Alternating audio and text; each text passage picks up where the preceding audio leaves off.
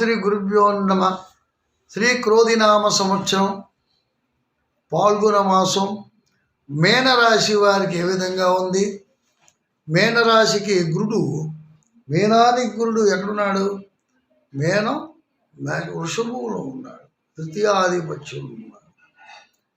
తృతీయాధిపతి ఎక్కడున్నాడు? జన్మలో ఉన్నాడు. దాంతో రాహు కలిసి ఉన్నాడు. వ్యయంలో శని ఉన్నాడు. ఎక్కడ సుఖం ఉంది చెప్పండి?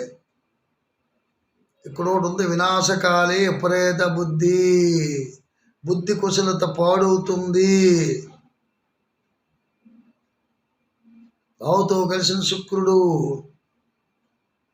బుద్ధి కుశలతను పాడు చేస్తాడు, చెడు సావాసాన్ని ప్రేరేపిస్తాడు.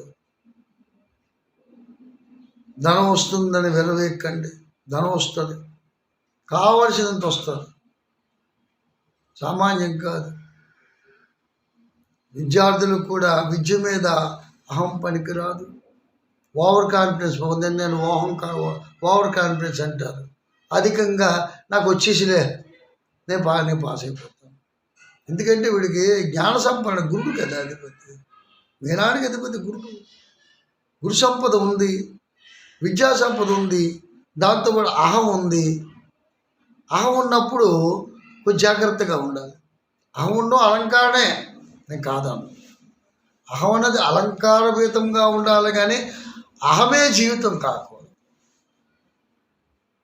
నేనే గొప్ప అనేటువంటి భావన రాకూడదు. మీనరాశి వారికి వాళ్ళకి ఏముందంటే, నేను గొప్ప, నాకు తిరుగులేదు, మంచి ఆలోచన ఉంది. ఆలోచన లేదని కాదు, దైవ సంభూతులు అంటారు దాన్ని, దైవజ్ఞానం పొందే వాళ్ళు అంటారు, గురు సంపద కలిగిన వాళ్ళు అంటారు. కానీ ఇక్కడ గోచారం ఎలా ఉందంటే, నువ్వు ఎంత గొప్పవాడివైనా నీకు ఏదో ఒక చిన్న మచ్చబడి నీకు డబ్బర్ స్టాంప్ వేసేయాలి.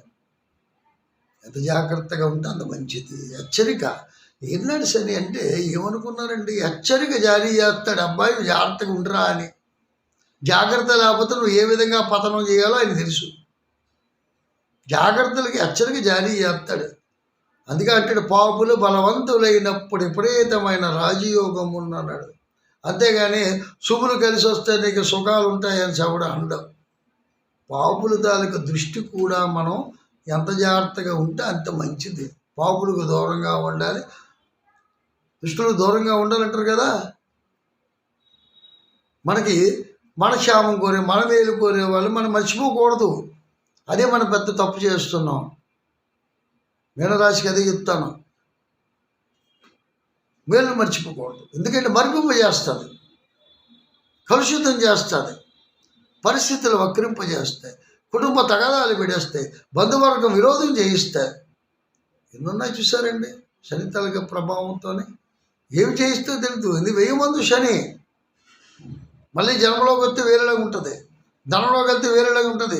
1000 మంది శని మన గోకుతుంటాం. మన దానికి వెళ్ళకపోయినా సరే, తవ్వుతో సంబంధం లేకపోయినా మధ్యవర్తి అవుతాం. గొప్పవాడు నువ్వు రావయ్యా, నువ్వు ఏదో తీర్పు చెప్పవయ్యా, నువ్వు ఇక్కడ సంతకం పెట్టు, నువ్వు కూడా ఆ కోర్టుకి వెళ్ళి సాక్ష్యం చెప్పు. ఇలా ఉంటుంది పరిస్థితి. ధర్మానికి పోయి కర్మ ఎదురవుతుంది అన్నట్టుగా ధర్మానికి ఎంతవరకు ఉండాలో అంతవరకు ఉండాలి. ఎక్కువగా మాట్లాడరాదు, ఎక్కువగా ఎవరితోనూ కూడా అన్నిట్లో కూడా తలదూర్చరాదు. కొన్ని విషయాల్ని అందినట్టుగా ఉంటేనే అందంగా ఉంటుంది. కాబట్టి కొద్ది జాగ్రత్తలు పాటించండి. చదువుకున్న విద్యార్థులకి కూడా మందంగా ఉంటుంది కాబట్టి ఆ మందబుద్ధిని విడనాడండి. ఈశ్వరాభిషేకం చేయండి.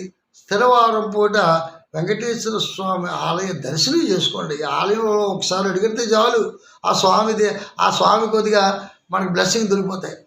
ఆ వెంకటేశ్వర స్వామి తాలూకు బ్లెస్సింగ్ ఎప్పుడైతే దొరికిందో, కొంత ఆలయ ప్రాంతంలో ఆ కొంత భగవంతుడి తాలూకా నామం కొంత మనకి ఎలాంటి వైబ్రేషన్ చెందుతుంటుంది, వస్తుంటుంది. మరి సరే హారా అంటాం. ఈ హారాన్ని పొందినట్టుగా అయితే మన దుష్టగ్రహం పోతే, దుష్టశక్తి మన నుంచి దూరంగా పోతుంది, మనకు మంచి జరుగుతుంది. మళ్ళీ మన ఉగాది పంచాంగ శ్రవణంతో సంవత్సర ఫలితాలతో మేము ముందుకు వస్తాను. అంతవరకు సెలవు. ఓం శాంతి.